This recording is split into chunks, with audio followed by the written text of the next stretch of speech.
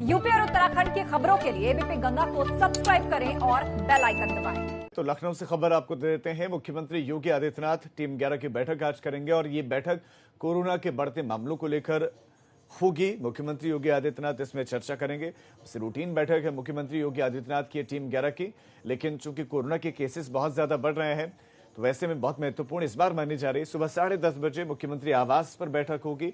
शाम 6 बजे मुख्यमंत्री योगी एक और बैठक करने वाले हैं और ये बैठक आगरा मंडल के विकास कार्यों को लेकर होगी।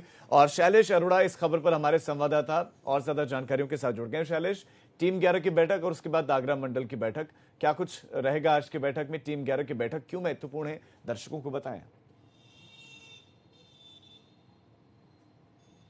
राजीव, देखिए, टीम 11 की बैठक वैसे तो कोरोना काल में हर दिन हुई है, लेकिन अब ये और ज़्यादा सबकी निगाह इसलिए रहती है क्योंकि अनलॉक का दौर चल रहा है, लगातार सहूलियतें बढ़ती जा रही हैं और ऐसे हालात में, क्योंकि सहूलियतें बढ़ रही हैं, इन हालात में जो आगे चीज़ें हैं, जो संक्रमण है उसके फैलने का खतरा भी बढ़ रहा है। ये एक बड़ी चिंता का विषय है और लगातार हम देख रहे हैं जिस तरह से उत्तर प्रदेश में केसेस की संख्या बढ़ रही है। कल की तारीख में अगर हम बात करें तो 6000 से अधिक थे, वरना और 2 दिन पहले हम जाए तो 7000 को पार कर चुके हैं एक दिन में केस। इसी तरह से अगर हम बात करें पूरे प्रदेश की तो अब तक 3,10,000 से ऊपर टोटल केस आ चुके हैं।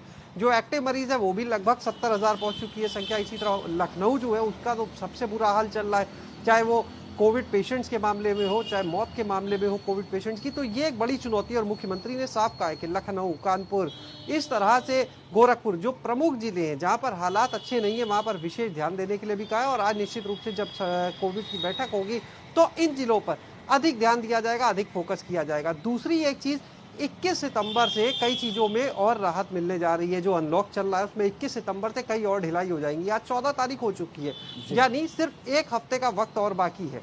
तो इसको लेकर भी एक पूरी प्लानिंग चल रही है सरकार के स्तर से, उसके बाद जिलों के स्तर पर भी उसको कैसे लागू किया ना देखा जाएगा, क्योंकि उसके बाद जो सार्वजनिक आयोजन होते हैं उनमें लोगों की संख्या बढ़ जाएगी।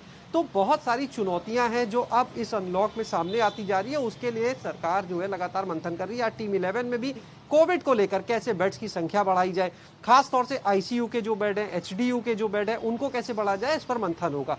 बात अगर आगरा मंडल की बैठक को लेकर करें तो लगातार मुख्यमंत्री जो है वो प्रदेश के सभी मंडलों की समीक्षा कर रहे हैं। वहां पर एक तो कोरोना को लेकर, दूसरा विकास कार्यों को लेकर, और सबसे बड़ी बात यह कि ये बैठक जो है ये सिर्फ अधिकारियों पर केंद्रित नहीं है, बल्कि अधिकारियों के साथ इन बैठकों में जो वहाँ के जनप्रतिनिधि हैं उन मंडल के, चाहे वो सांसद हो चाहे विधायक हो, उनसे फीडबैक लिया जा रहा है, उनसे पूछा जा रहा है। और अभी हाल फिलहाल में जो ट्रांसफर हुए, जो कई तबादले हुए, तो ये माना जा रहा है कहीं ना कहीं कि जो वहाँ के कार्यों की समीक्षा हुई, जिस तरह से वहाँ से फीडबैक मिला, रिपोर्ट कार्ड तैयार हुआ, उसका भी एक बड़े असर के रूप में देखा जा रहा है। जो हाल फिलहाल में अभी कई आईएएस और आईपीएस के तबादले हुए हैं, क्योंकि जब ये बैठकों का दौर शुरू हुआ तो मुख्यमंत्री ने जहाँ पर जो विकास की योजना चल रही है, निर्माण कार्य चल रहे हैं, उनकी खुद बहुत ही माइन्यूटली कहा जाए तो समीक्षा की।